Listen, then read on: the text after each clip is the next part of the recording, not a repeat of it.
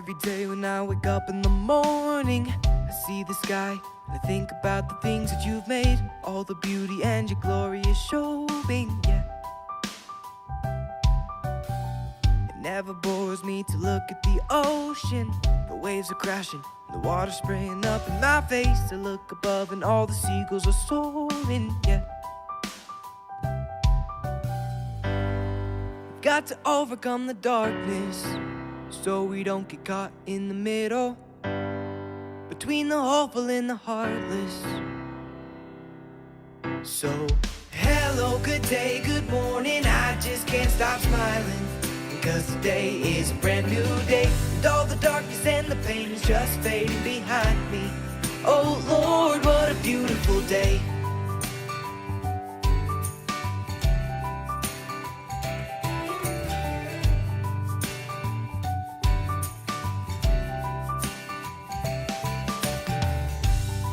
And all the planets surround me, the way they orbit just boggles my mind, the way the sun keeps on shining, yeah.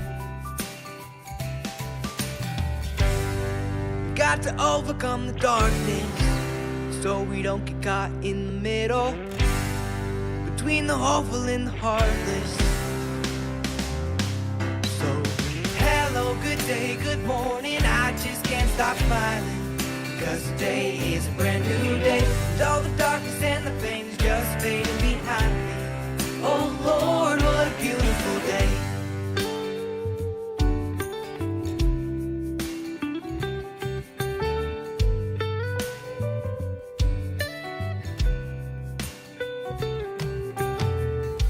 There's nothing to fear, it'll be okay.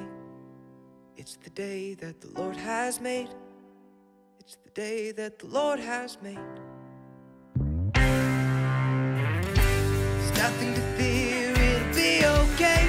It'll be okay. It's the day that the Lord has made. That the Lord has made. It's the day that the Lord has made. That the Lord has made. So, hello, good day, good morning, I just can't stop smiling, because today is a brand new day, and all the darkness and the pain is just fading behind me. Oh Lord, what a beautiful day.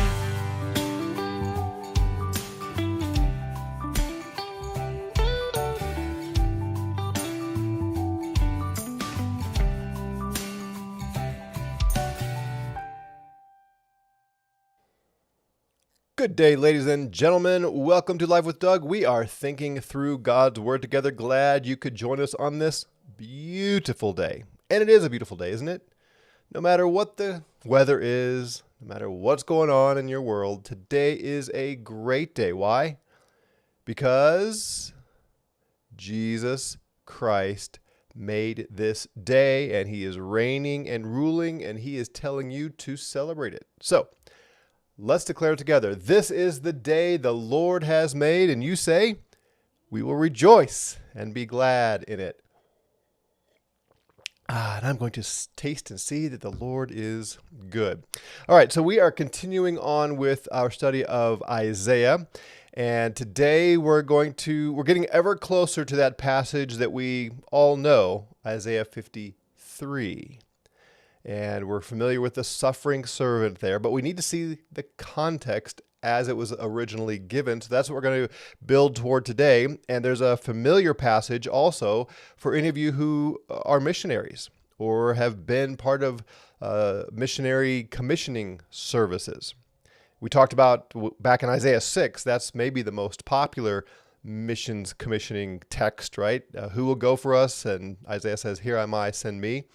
Well, this text we're going to get to today, Paul quotes in Romans 10, how will they hear without a preacher, and how will they preach without being sent, and all that. We're going to see the original context of that today as we get here to in Isaiah 51. So here's how it begins. Rouse yourself, arise, O Jerusalem. This double call, we've already seen that a couple times in the last day or two. Awake, awake, that kind of thing. Rouse yourself. If you remember earlier in the passage, it was Jerusalem or Zion telling the Lord to awaken. They cried out, awake, awake. Well, it turns out he is awake. He's been doing things. He's been planning things. It's Jerusalem that has been slumbering. So now the call is, rouse yourself, arise, O Jerusalem. You who have drunk from the Lord's hand the cup of his anger, the chalice of reeling, you have drained to the dregs. Now, there's a couple things there worth highlighting. First of all, where else do we see this idea of the anger of the Lord as a cup? Can you think of it? Where else do we see that there is a cup that someone is going to drink, and it is a cup of God's wrath and anger? Let me give you a moment to comment and see if anybody understands what I'm alluding to there. While I'm waiting for that, let's pick up the other piece of this. This is a scene where Jerusalem has been wiped out. Right? This is a sobering statement. The chalice of reeling, you have drained it. This cup of God's wrath, you have put it to your lips, and you have raised it up, and every single drop of God's wrath has been spent on you. There's none to guide her among all the sons she has borne. Speaking of Jerusalem, she's got all these children, but none of them can guide her. No one is there to take her by the hand among all the sons she has reared. So the sons of Jerusalem are helpless here. They've been wiped out by God's wrath. These two things have befallen you. Who will mourn for you? The devastation and destruction, famine and sword. How shall I comfort you? So you see the imagery here. This is the fall of Jerusalem, the fall of Zion. They've been wiped out. Their sons are helpless to help them. God says, how can I comfort you? Look at you. You're devastated. You're destroyed. There's famine. There's sword. Everything God said would come upon Jerusalem has come upon them. Your sons have fainted. They lie helpless at the head of every street, like an antelope in a net, full of the wrath of the Lord, the rebuke of your God. All right, so nobody knows what I'm talking about or what I'm alluding to when I referred here to the cup of God's anger. Do you remember when Jesus is in the Garden of Gethsemane? And he is come face to face with the end for which he was sent. He recognizes the time has come. If you think about John's gospel, he continually says, my hour has not yet come, my hour has not yet come. And then he invites the disciples to go with him to the garden because his hour has come. His hour for what? He's in the Garden of Gethsemane. He's pouring out his grief before his Father. And what does he say? O Father, let what pass from me? Let this cup pass from me. What cup? The cup of God's wrath. Right? So Jesus is embodying this vision here that Isaiah sees in Isaiah. So back to the original context. God is saying, I look at you and you have experienced all the destruction and famine and the wrath. I've poured out my cup of wrath on you. You have drunk every single drop. How can I comfort you? Where is there hope here? There is hope, as always. Therefore, please hear this, you afflicted, who are drunk, but not with wine. In other words, they are staggering. They are intoxicated, but not with alcohol, but with God's wrath. Thus says your Lord, the Lord, even your God, who contends for his people. Even though he's the one who's bringing this wrath, he still has a judicial pleading for them. There's still a court event to take place. That's what the contend is. This is another judicial term. Behold, I have taken out of your hand the cup of reeling, the chalice of my anger. You will never drink it again. Isn't that interesting? They have consumed it to the last drop, and yet now he says, I've taken it out of your hand, and you're not going to ever experience this again. Now put your thinking caps on. Can this be talking about the literal city of Jerusalem? The ethnic Jews? It can't be, can it? Because the famine and destruction that God has been talking about through Isaiah is fulfilled in the fall of Jerusalem in 586 BC, before Christ. Here he says, it's happened. You've experienced it all. You've received my wrath. I've poured it out in full. You will never receive that again. You'll never drink this cup of reeling again. I've taken it out of your hand. What's the problem? What question does that raise? Well, we now have the benefit of hindsight. We know that Jerusalem was destroyed yet again. Even a worse devastation and desolation than happened in 586. It happened in 70 AD. So already we're being set up. We're being, there are hints for us, especially who know the rest of the story.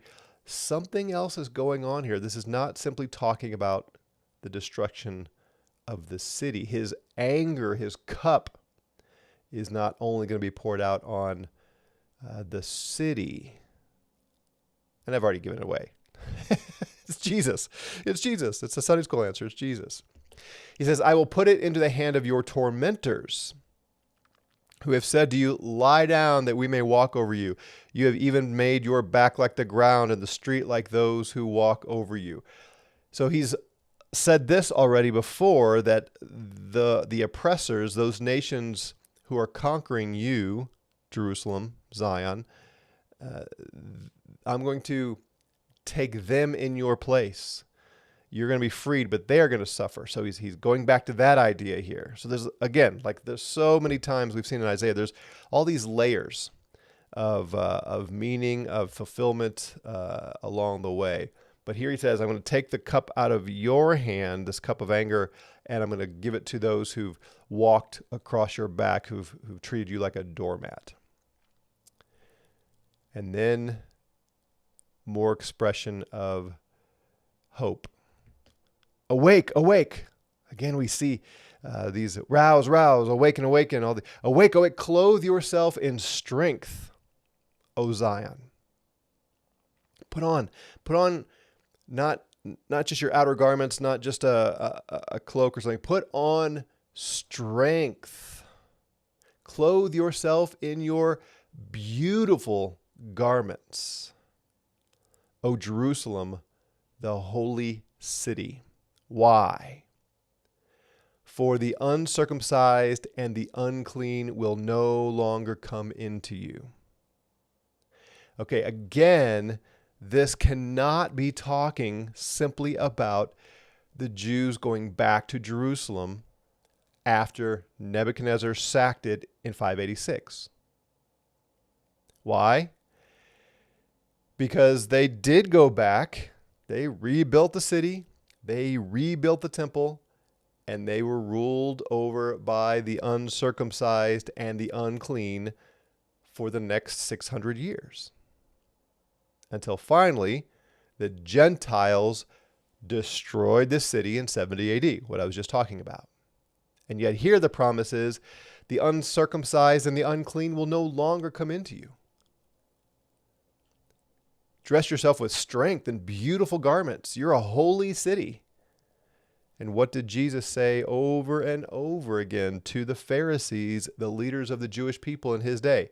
They were unclean. They were hypocrites. Oh, they acted clean. They presented themselves as holy, but they weren't.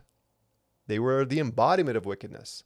So you see, this prediction here, this prophecy, is not talking about ethnic Israel, geopolitical Israel, and Jerusalem. So maybe you were raised in a church, maybe you have been persuaded in your life that we are waiting for the rebuilding of the temple and the restoration of the Jews to Jerusalem, which happened in 1948, and that all these prophecies about ethnic Israel and geopolitical Israel and the physical city of Jerusalem have yet to be fulfilled. It can't be. That's not what we're waiting for. That's not what's going on here. Another thing to notice, because this will come into play here in a few moments, another section, is these beautiful garments.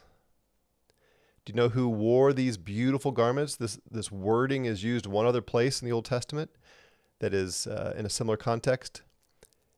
It's the priests. But the language is broader here than just the priests. He's talking to all of Zion to put on priestly garments. You see where that's going? Hold on, I'll make it clear for those of you who aren't there yet. Shake yourself from the dust. Rise up, O captive Jerusalem. It kind of sounds like the Christmas song we sing, right? O come, Emmanuel. Rise up, captive Israel. Same kind of thing. Shake up, shake the dust from yourself. Rise up, loose yourself from the chains around your neck, O captive daughter of Zion. You have been freed, so take off the chains. Rise up, get out of the dust and go. Why? Verse 3. For thus says the Lord, you were sold for nothing, and you will be redeemed without money. Now, who's the one that sold them into slavery? God did, right? In his anger, in his fury, in his wrath, he sold them, but he didn't receive anything for them. He didn't complete the transaction where he says, here, I'll sell them to you as slaves and you give me something in return. No, that's not what happened. God didn't benefit from this. So they were sold for nothing, and now he's going to buy them back from slavery, but not with cash, not with money. So since he's buying them back, redeeming them, coming in as the kinsman redeemer, if you know the story of Boaz and the other examples in the law, he's buying them back without money, so they should get up, take off their chains. They've been freed. For thus says the Lord God, my people went down at the first into Egypt to reside there. So their first enslavement as a people was to the Egyptians, way back at the time of the Exodus. Then the Assyrian oppressed them without cause. So now he's referring to recent history when the Assyrians conquered the northern kingdom. So it's an A to Z kind of statement here. Egypt to Assyria. That's the whole extent of the Jews being enslaved to this point. So it's a total enslavement. So that's what happened. Now, therefore, what do I have here, declares the Lord? Seeing that my people have been taken away without cause. This is the same phrase as earlier, for nothing. Again, the Lord declares, those who rule over them howl, and my name is continually blasphemed all day long. This is the state God finds them in. They're rulers, the rulers of the Jews. They howl and wail. They're helpless to do anything. They can't deliver them. The rulers of the people are worthless and helpless. They can't save Israel. And my name is continually blasphemed all day long. The whole nation is in blasphemy. They're in rebellion. All the things he's been saying all the way through Isaiah. Interestingly, this verse, my name is continually blasphemed, Paul quotes in Romans 2 as a rebuke of the Jews. Right? He is, if you remember that passage, he's acknowledging that the Gentiles are going to be condemned even though they don't have God's law, because they still sinned against God even without the law. But what about the Jews? Are they righteous because they have the law? No. They are going to be condemned by the law because they didn't keep it. And he goes through that section where he says, those who preach don't commit adultery. Do you commit adultery? And the expected answer is yes. You who say don't steal, do you steal? Yes. And then he quotes this passage that all day long you blaspheme the name of God. So when Jesus shows up, he is not coming to a righteous people. When the Messiah, the deliverer, the Redeemer appears, he's not coming to a righteous, godly people. He's coming to a bunch of blasphemers who are helpless to do anything about it. This is the state of the people, of the Jews, that God is going to redeem them out of. Therefore, my people shall know my name. They're blaspheming me. They don't know my name, but they will. Therefore, in that day, the one who is speaking, "Here I am," they're going to know him. So this whole thing, you've been judged, you have consumed my wrath, and yet I'm going to redeem you. Right now, the leaders of the people, the rulers of God's people are helpless to help them, and they're blaspheming me, and they're leading the people in blasphemy. But there's coming a day when they will all know my name. And then verse 7, this is the one that we know. How lovely on the mountains are the feet of him who brings good news, who announces peace and brings good news of happiness, who announces salvation and says to Zion, your God reigns. So this imagery here of the feet on the mountains.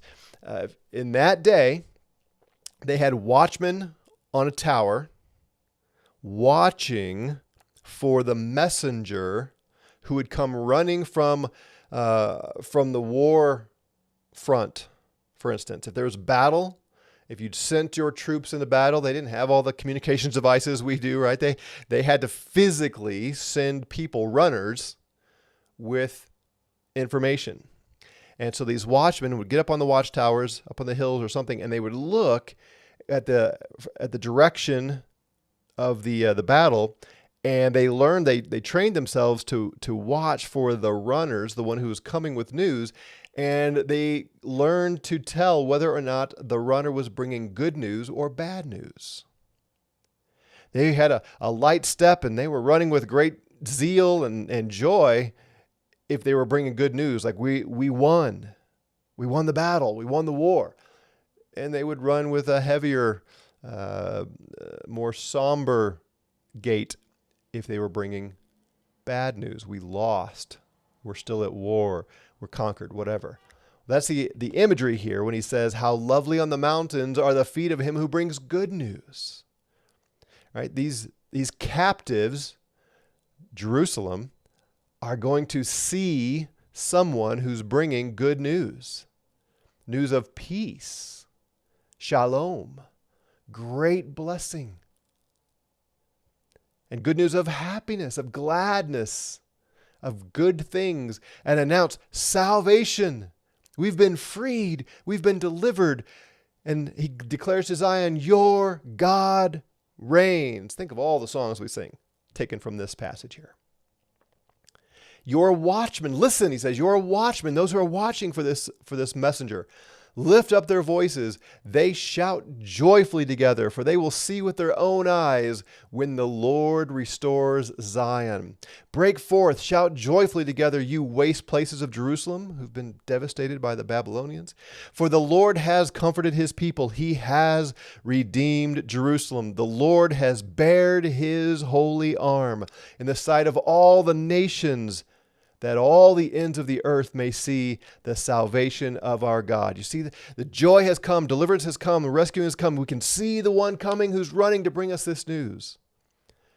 Did any of that happen in 587 BC? I should go the other way. 585, 584, 400 BC, 300 BC, 200 BC? No. No.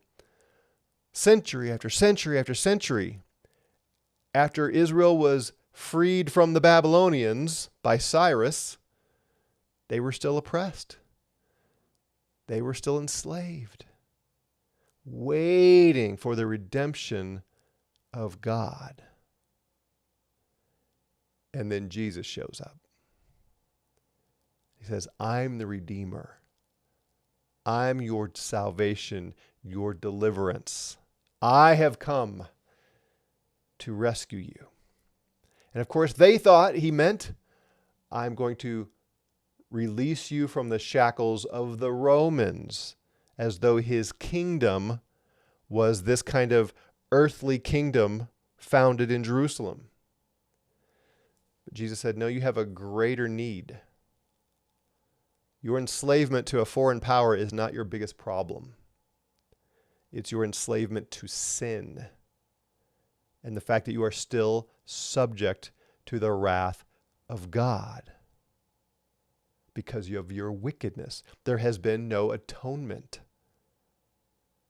If you, Jews, suffer God's wrath, you're only getting what you deserve because you're unholy. Somehow or other, you have to be forgiven and your sins have to be atoned for. Someone else must drink the cup of the wrath of God in your behalf. We know, right? We know the end of this story. But this should have caused all kinds of questions in the minds of the Jews as those centuries go on after the freedom from the Babylonians, after the return to Jerusalem, and yet none of this had been fulfilled, and century after century they are still enslaved. This is what caused them to ponder and think and ask these questions, so that when Jesus shows up, his disciples, like Peter and the Apostle Paul, began to read the Old Testament in light of the fulfillment of Jesus, and they begin to see these things. Now, this section about how lovely on the feet of him who brings good news, that is quoted in Romans 10. And that's what I was saying earlier. It's used a lot of times in missions commissioning services. And it's saying, look, the people all over the world, they can't hear if no one sends them. And they got to be a preacher, and the preacher has to be sent, all that. And that's a fine application of it. But in the context of Romans 10, Paul is using it in a longer section to expose the wickedness of the Jews. Because after he repeats this, how lovely on the mountains are the feet of him who brings good news, who announces peace and all that, Paul quotes all of this and says, have the Jews heard? Surely they haven't heard, right? Because if they had heard that this good news was coming, they would have believed. But the vast majority of the Jews in Paul's day did not believe. They rejected the message of Christ. So he's actually quoting Isaiah 52 here, not as an announcement of good news, but as another means of condemning the Jews of his day who did in fact hear the good news, but did not believe that Jesus was the fulfillment of this prediction. So again, there's nothing wrong with using Romans 10 as a impetus for sending out missionaries. But just know that that is not the point that Paul is making in Romans 10. It's not about sending people. It's about they've already been sent, and the Jews did not heed the news. All right, last thing as we wrap up here. He says, depart, go out from here, touch nothing unclean, leave, flee Jerusalem, flee your enslavement. Go out of the midst of her, purify yourselves, you who carry the vessels of the Lord. But you will not go out in haste, nor will you go out as fugitives, for the Lord will go before you, and the God of Israel will be your rear guard. He is setting up the priesthood of all of us here. And I alluded to this earlier. He says, leave you who carry the vessels of the Lord. So the imagery is taken from carrying the vessels from Babylon back to the temple in Jerusalem. But again, the broader context here obviously is not that, because these things are not all fulfilled. All of those who are in Jerusalem, in the New Jerusalem, when the Redeemer comes, all of us are to leave exile, and we are all priests carrying the vessels of the Lord. And we're not touching unclean things. He says, this time when you leave, you will not go out in haste, like the Jews left Egypt in a hurry. Remember, they did. That's where the unleavened bread idea came from. Don't even put leaven in your bread and take time there. Just grab your bread and go. When we leave enslavement, when the Redeemer comes, it won't be like that. You won't go out as fugitives. You will be carrying God's vessels, holy and pure, with him before you and him in the rear. This imagery is taken from Joshua. If you remember, when they carried the ark around the city before the fall of Jericho, God was before them and after them. The priests, right, before and after, God was surrounding and circling and protecting on all sides his people. Same imagery is used here.